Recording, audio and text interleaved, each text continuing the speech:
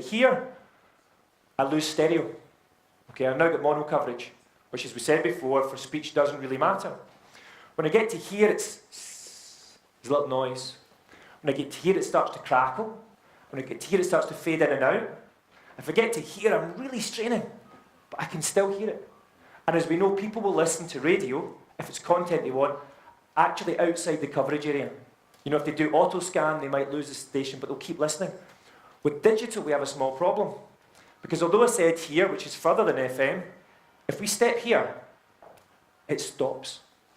Digital is on or off. It bubbles, it goes metallic, and then it's not there.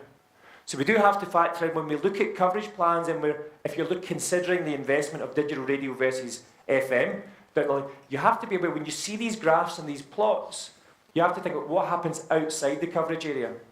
Because you don't get bad digital reception, you just don't get any. You know, that's because sometimes you never hear bad digital radio. That's true. But sometimes the choice to listen to bad FM or bad AM is one the consumer makes. They're a long, long way for your transmitter.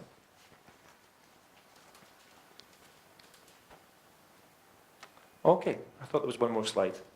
But that slide was going to say, what did we do here in Nigeria? So hopefully you can see, the purpose of this is hopefully that everybody can be rest assured they don't have a pressing need to go out and spend money on something.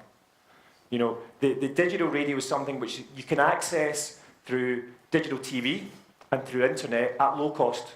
So radio broadcasters, you can expand your audience outside your coverage through internet, through the digital TV as the rollout comes along, and you are not going to be pushed to the front of the queue to implement digital radio. It has to happen under a national framework. And at the moment, that will take second place to TV. So once we have national TV rollout, then digital radio will be up for discussion. But until that is completed, it's not on the agenda. It's really not on the agenda at all. And what we should have is once TV is completed, we will have had experience in the country of a nationwide broadcast distribution system. So the benefit for us, hopefully, as radio broadcasters, the TV people will have made all the mistakes and paid for them. And we can piggyback on the back, because if they've already built this distribution network, it could be as simple as to put an extra transmitter in each one of their locations that they've already worked out who's paying for the AC and the power and the revenue share and how you charge. That will all be in place. So hopefully we can sail along in a relaxed fashion afterwards and make a nice, easy agreement. So if anybody's any questions, I'll gladly answer them now. Or if you want to discuss it in more detail, my company, Clydebroadcast, we have a stand through in the main forum where I have our engineers are there, our support people are there, and we have a lot of technology there to show you. But thank you very much for your time, and if you get any questions, I'll take them now.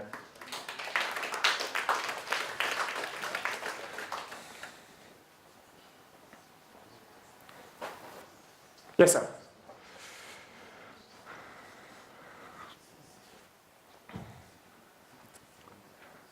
Good morning.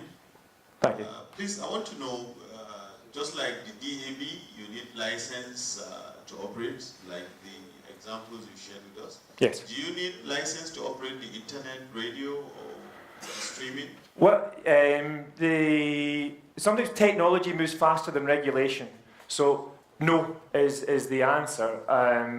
And regulation of internet content, as you'll have seen before, when there was discussion after the election about, to control Facebook, about how the government here was going to control Facebook, about you could and couldn't put this up. It's actually in the internet, it's not possible to enforce regulation. It's not possible, because if you say you can't do it in this country, people can just send the signal somewhere else and it will come back in from somewhere else. I mean, you can only go down, for instance, in Ethiopia, where they have a different belief. They switch the internet off. That's they have some civil disobedience at the moment. They don't want internet chatter. They don't want internet radio and things, so they've actually switched the internet off.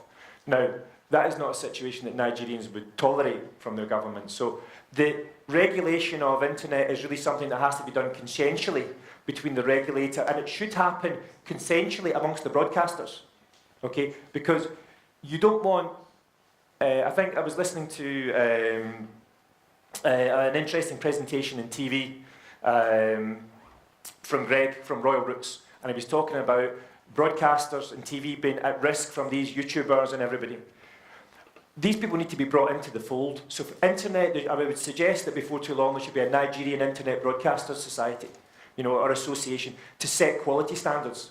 Because someone could set up, something with very dangerous, or objectionable views. So you need to bring these people inside the fold, I think. But currently, no, you don't really need a license anywhere in the world to do this, because you can do it from anywhere.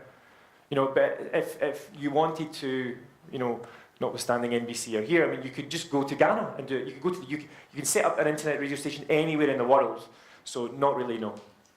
Now, how do you leverage? How do you take advantage of the digital switch over for TV? For instance, with the digital TV, you want to have a platform on the digital TV switch over. Yeah. Well, when they set the digital TV up, they effectively have a certain amount of bandwidth, okay, that they have to, that is distributed in those transmitters. And they can cut that bandwidth up in whichever way they like. There is currently not enough content. There isn't enough content to fill that. And audio radio stations take a very, very small amount of bandwidth. I mean, in the space of one TV station, you can probably fit in 20 radio stations, maybe 30 radio stations in the same data bandwidth. So for the same cost of distribution, 20 to 30 radio stations in the same space. So I think that there's a lot of things to settle down, but when the dust clears from the process, there's going to be broadcast capability, digital transmission capability. I think that's when the radio people come in and put their hand up and say, we have content that people want to hear. So I mean, I have a friend, he's a very good station in Kaduna, and I know there's people across Nigeria who want to hear his coverage of politics in Kaduna. So surely we can maybe find a space so that if I'm in Lagos and I have my digital set-top box, I can listen to that radio station. There's such a wide variety, of different language groups and different interests. 180, 190 million people, and they're moved all around, so there's lots of stations have got an interest. I mean, you've got a sports station here, in terms of Brilla, you've got, there's places they don't have transmitters, so could they get on, and so you could have sports radio in all these different places. So it's really, you're going to have to let the dust settle, because at the moment the TV, they're still working on the infrastructure before really we've got the content, but that's the place for radio, and there should be a place for radio there.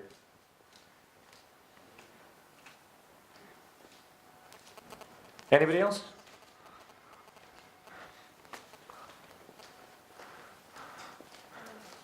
I hope there's no questions, because I've already made it clear and I've answered them in the presentation. Nobody? Okay, thank you very much.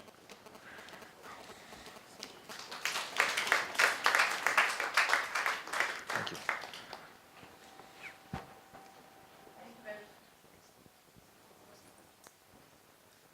Thank you very much, Brian. A round of applause for that fantastic. I have a couple of announcements to make. One of the announcements, initially for those that were not here earlier on, I made an announcement. I said souvenirs will be given by NBC to participants of the masterclass, but good enough, the souvenirs have been brought here. Now, what I want is papers will be shared amongst you, and you write your name, your organization, and your signature. Please, for those of you that have your receipts, those receipts will be showed before souvenirs will be given. And if you have a problem of your company registering you and you don't have access to your receipts, please, I'll be at the back. You come see me and we'll sort you out. So please, your name, your organization, and your signature. Thank you very much. Also, we're still conducting registration for masterclass for those of you that are just coming today. It's still on. Please, if you are one of those, indicate, put your hands up, and the registration papers will be given on to you, and you make your registration now.